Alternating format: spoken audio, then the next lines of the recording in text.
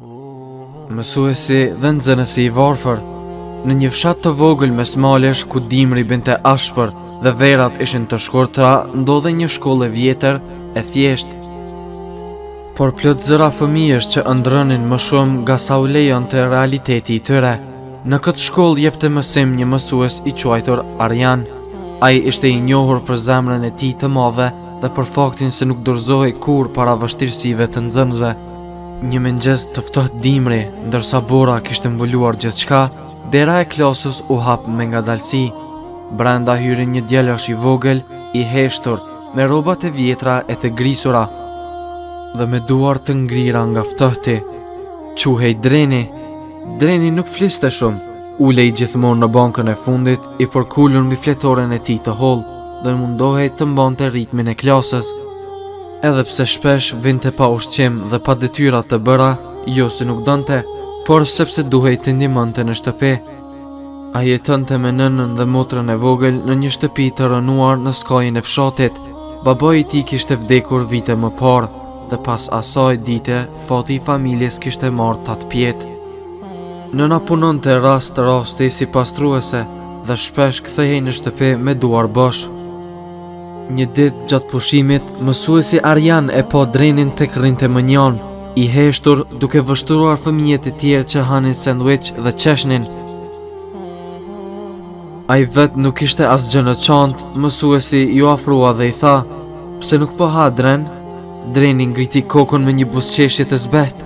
"Nuk kam uri, mësues," tha ai, por zëri I tij dridhej. Dreni ngriti kokën me një buzëqeshje të zbehtë. "Nuk kam uri, mësues," tha ai, por zëri I tij dridhej. Arjani e kuptoi me njëherë, pa bërë zhurmë, I dha një pjesë të sandwichit të vet dhe ul pranë tij. Dreni hezitoi në fillim, por pastaj e mori ngadalë dhe u falenderua me sy të lagur. Që nga ajo ditë mësuesi filloi ta vëzhgonte më afër, e pa që Dreni ishte I zgjuar, tepër I zgjuar, madje. E kuptonte çdo mësim me një shpejtësi të çuditshme, por nuk fliste kurrë në klasë, nga turpi se mos mësuesi I kërkonte të ngrihej në këmbë dhe të tregohej para të gjithëve. Me këpucët e grisura dhe rrobat që nuk I mbanin dot më të ftohtin. Një ditë pas mësimit, mësuesi thirri Drenin afër. "Dren, ti je një nga nxënësit më të zgjuar që kam parë ndonjëherë. Pse nuk flet? Pse nuk tregon çfarë di?" Sytë e djaloshit shkëlqyen për pak çaste, pastaj u errësuan sërish. "Se do të qeshin me mua, mësues. Unë jam ndryshe, I varfër."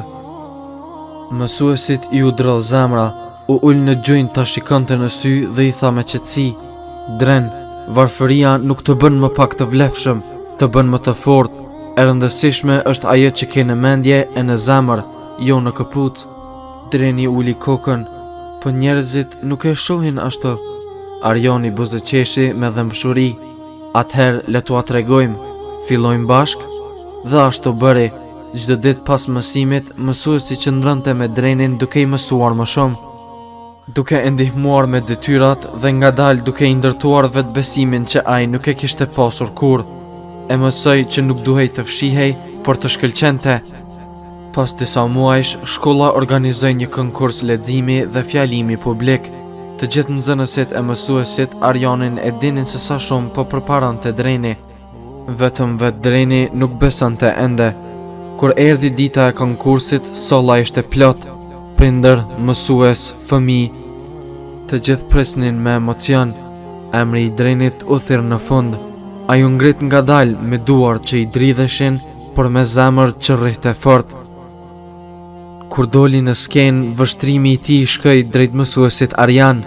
Mësuesi buzëqeshi dhe I dha një shenjë të vogël me kokë, si t'i thoshte: "Ti mundesh."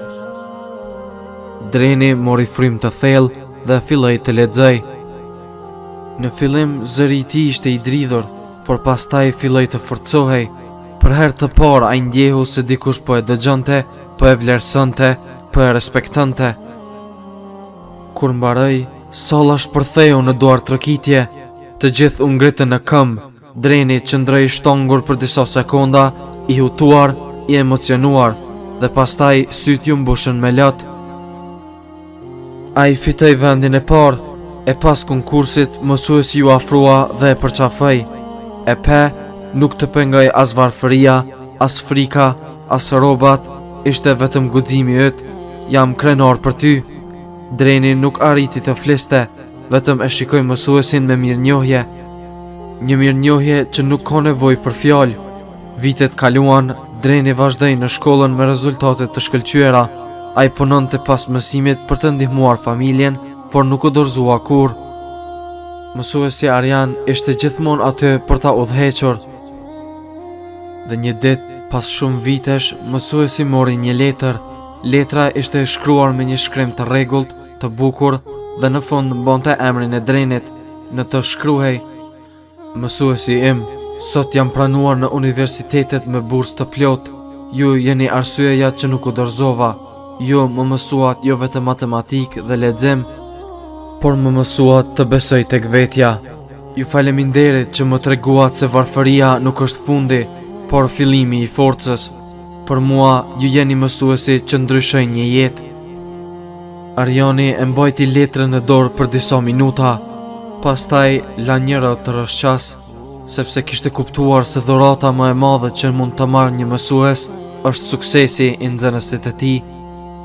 Dhe kështu, një djalë që dikur vinte në shkollë me këpucë të grisura e me bark bosh, u kthye në një të ri plot ëndra, guxim dhe dije, fol dikujt që besoi tek ai kur askush tjetër nuk e bëri.